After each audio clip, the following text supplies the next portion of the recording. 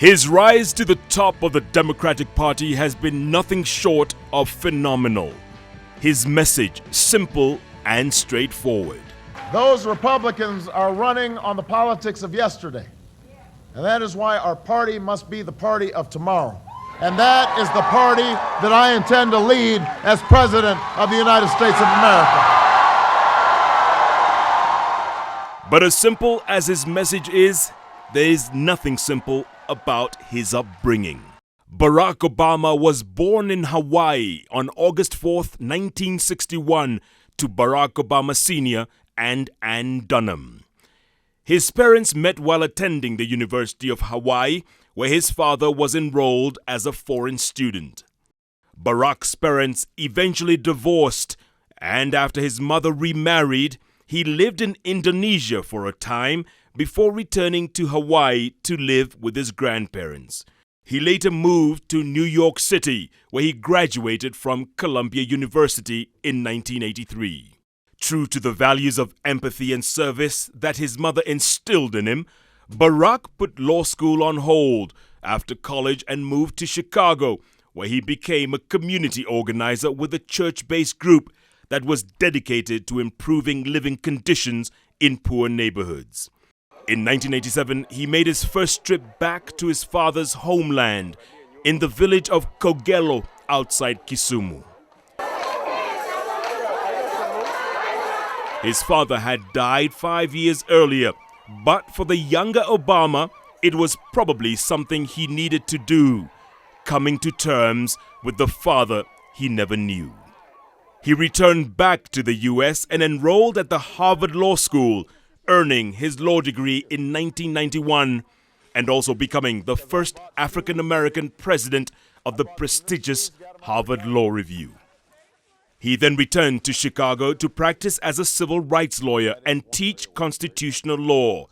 His advocacy work led him to run for the Illinois State Senate, where he served for 8 years, beginning in 1996. It was at this time he wrote his autobiography, Dreams from My Father, a memoir of his youth and early career. The book was re-released a few years later and quickly shot to the top of the prestigious New York Times bestseller list.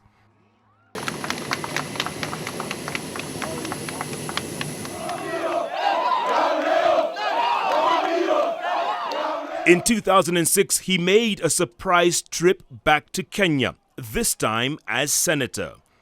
He flew to Kisumu and was received as nothing short of a rock star.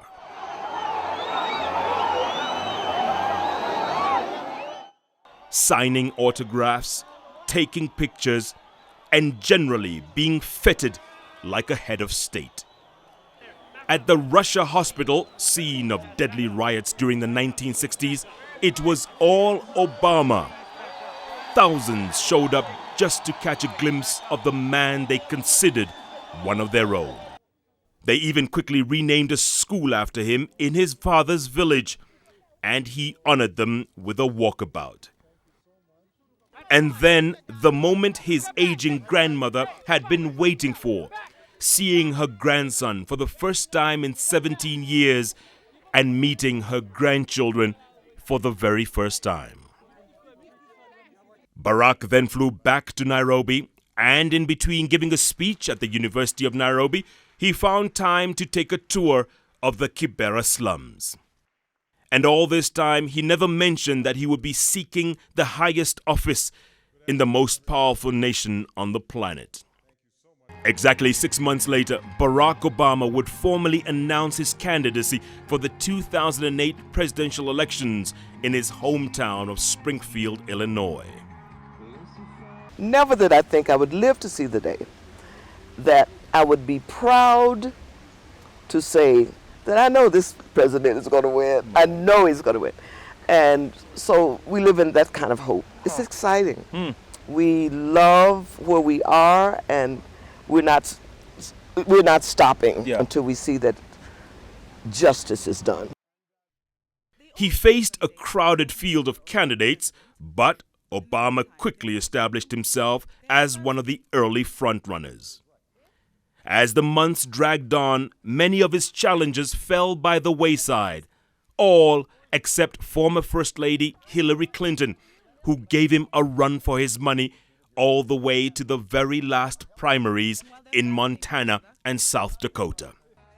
But in the end, the Obama machine proved too much for the former First Lady, and Obama ended up making a little history of his own as the first ever African American to be nominated as the official presidential candidate.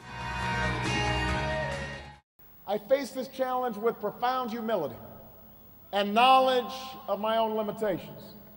But I also face it with limitless faith in the capacity of the American people.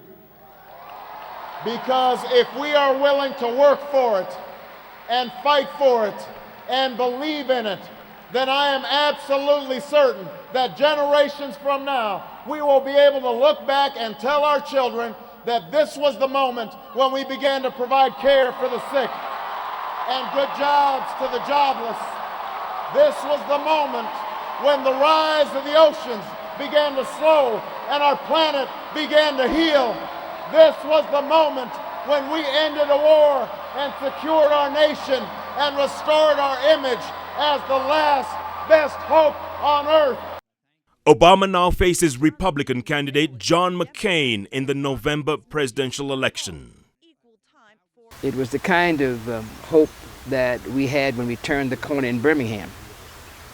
And people around the country, black and white and red and brown and yellow together, said it's time to change. It's time to change. That was Obama's message from the beginning. It's time to change. And I sort of feel it in the air. There's a fierce wind blowing in our world today. It's blowing with hurricane intensity, tearing down old systems and sweeping away upcoming order. And I believe ushering in a new era. This was the moment, this was the time when we came together to remake this great nation so that it may always reflect our very best selves and our highest ideals. Thank you, Minnesota. God bless you. God bless you. In the meantime, Obama gets the chance to officially accept to be the flag bearer at the Democratic National Convention in August, and he has yet to pick a running mate, a vice president, to complement his ticket. That person may just end up being the woman who fought him all the way to the end, Hillary Rodham Clinton. Or maybe he might pick someone else. Whatever the case, this coming summer in the US, temperatures are certain to rise, both meteorologically and politically. But whatever the outcome in the end, many agree that politics in America has been changed forever by one man who believed in change and rallied a nation behind him. Who would have thought that the son of a Kenyan father and an American mother would one day be this close to becoming the president of the most powerful nation on earth? Jeff Koinange, Eyewitness News, Nairobi.